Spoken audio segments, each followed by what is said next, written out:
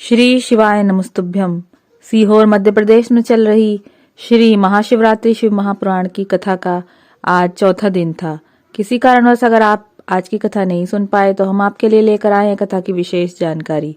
Video में आगे बढ़ने से पहले अगर आप हमारे चैनल पर नए आए हैं तो कृपया चैनल को लाइक, सब्सक्राइब और शेयर जरूर करिए और बेल आइकन जरूर दबाइए ताकि आगे आने वाली वीडियो से संबंधित नोटिफिकेशन आपको मिलती रहे।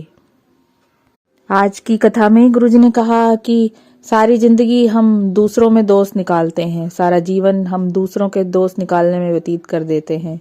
उसकी बजाय अगर हम अपने में दोष निकालेंगे, अपनी कमी निकालेंगे तो बार बार हमें जीवन मरण नहीं होगा हमारा। गुरुजी ने कहा कि रुद्राक्ष वितरण बंद हो गया है, किंतु फिर भी लाखों की संख्या में लोग यहाँ पे रुके हुए हैं कथा के लिए और शंकर कंकर के लिए। गुरुजी ने कहा कि लोग कहते हैं कि रुद्राक्ष में ऐसा क्या है रुद्राक्ष में, तो गुरुजी ने कहा कि शिव महापुराण की गर्ग संहिता में पढ़िए आप 1 से 14 रुद्राक्ष का वर्णन किया गया है और स्कंद पुराण में 15 से 21 रुद्राक्ष का वर्णन किया गया है। उसमें रुद्राक्ष की महिमा बताई गई है। अगर आप रुद्राक्ष के बारे में जानना चाहते हैं तो उसमें पढ़ें। गुरुजी ने कहा रुद्राक्ष महोत्सव में विघ्न डालने के लिए लोगों ने बहुत अफवाहें उड़ाई, लेकिन फिर भी कुछ नहीं हुआ। लोगों का विश्वास है कुबरेश्वर बाबा में। अभी भी लाखों की संख्या में लोग यहाँ पे रुके हुए हैं। वो विश्वास रखें कि रुद्राक्ष आज नहीं मिला है तो कल मिलेगा, वर्ष भर मिलेगा, कथा के बाद मिलेगा, लेकिन मिलेगा जरूर। और बाबा इतना देंगे कि वो दोबारा से आएंगे और रुद्राक्ष लेकर जाएंगे। आज कथा में मुकेश जी का पत्र आया था। उन्होंने बताया कि उनकी पीढ़ी में कई पीढ़ी निकल गई लेकिन किसी की भी सरकारी नौकरी नहीं लगी। उनका बेटा भी काफी प्रयास कर रहा था, कई इंटरव्यू दिए लेकिन फिर भी उसकी नौकरी नहीं लग पाई। उन्होंने कहा कि मेहनत मजदूरी करके, खेती करके वो अपने परिवार चलाते हैं। ऐसे ही पीढ़ी दर पीढ़ी उनकी बीतती गई लेकिन किसी की भी सरकारी नौकरी नहीं लगी। उन्होंने बताया कि गुरुजी मैं आपसे 1 साल से जुड़ा हूँ। सीहोर भी आया था रुद्राक्ष लेने के लिए लेकिन रुद्राक्ष नहीं मिल पाया। मेरे बेटे ने 1 लोटा जल भगवान शंकर को चढ़ाया है। बाबा के आशीर्वाद से उनके बेटे की एयरफोर्स में नौकरी लग गई। उन्होंने कहा कि रुद्राक्ष मिला चाहे नहीं मिला पर उनके बाबा ने उनकी जिंदगी को स्वयं रुद्राक्ष बना दिया। आभार व्यक्त करने के लिए कथा पांडाल में आए थे। आज की कथा में गणेश जी का पत्र आया था। उन्होंने बताया कि गुरुजी मैं बहुत पापी हूँ, बहुत कपटी, छल करने वाला हूँ। भोलेनाथ की मुझ पे इतनी कृपा हुई है। उन्होंने बताया कि उनके हाथ में दर्द रहता था, इंजेक्शन लगते थे कई, तब उनका दर्द कम होता था। फिर उनकी पत्नी ने शिव महापुराण की कथा सुनी, पशुपति व्रत किया और भोलेनाथ की कृपा से आज इंजेक्शन लगना उनको बंद हो गया है। आभार व्यक्त करने के लिए कथा पांडाल में आए थे। गुरुजी ने कहा कि हम उसके भरोसे होते हैं, हम उस पर विश्वास करते हैं तो वो भी हम पर पूर्ण विश्वास रखता है। विश्वास रखने पर ही भक्ति का बल मिलता है। गुरुजी ने कहा कि दिल्ली हरियाणा से लोग आए हैं। उन्होंने बताया कि वो अपनी प्लेट खुद अपने साथ लाए हैं और उसमें प्रसाद पाते हैं और खुद उसे धो के अपने पास रखते हैं। गुरुजी ने कहा ये सत्संगी लोग हैं, इनको पता है सेवा का बल क्या है।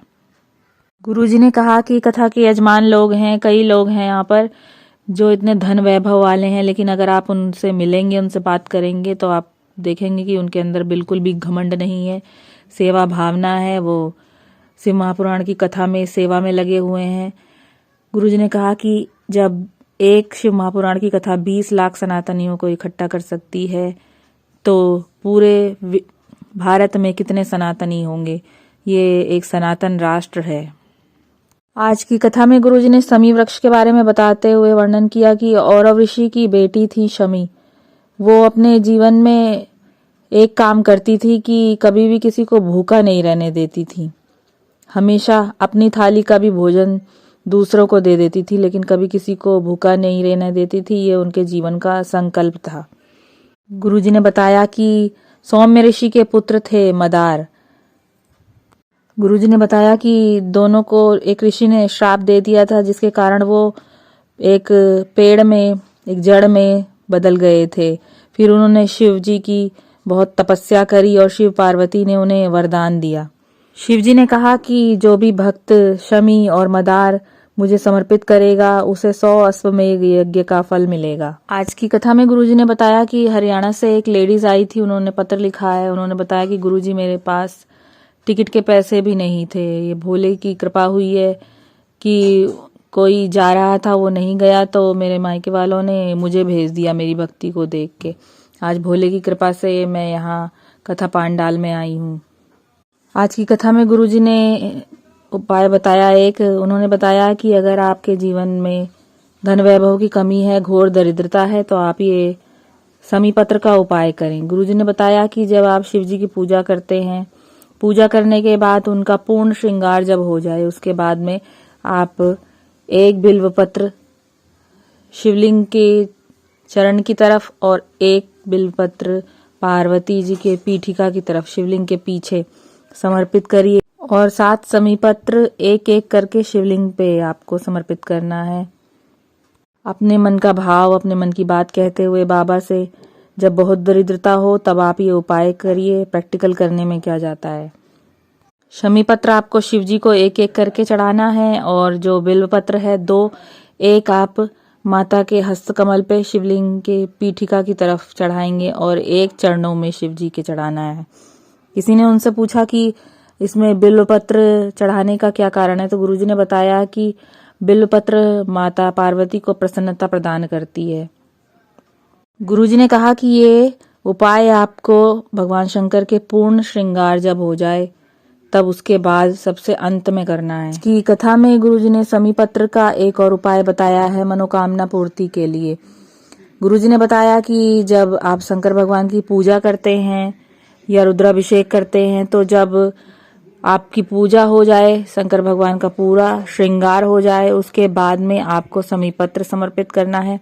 शमी पत्र आपको इस प्रकार समर्पित करना है कि गुरुजी ने बताया कि शमी पत्र को सबसे पहले आपको माता पार्वती को टच करना है। माता पार्वती जो गोल जलाधारी है उस पे स्पर्श करते हुए उसका, तब आपको शिवलिंग पे समर्पित करना है शमी पत्र को। इस प्रकार शमी पत्र समर्पित करने से माता पार्वती आपके मन की बात भगवान शंकर को बता देती हैं और आपकी मनोकामना पूर्ण हो जाती है। तो ये थी कथा की विशेष जानकारी और उपाय। हर हर महादेव।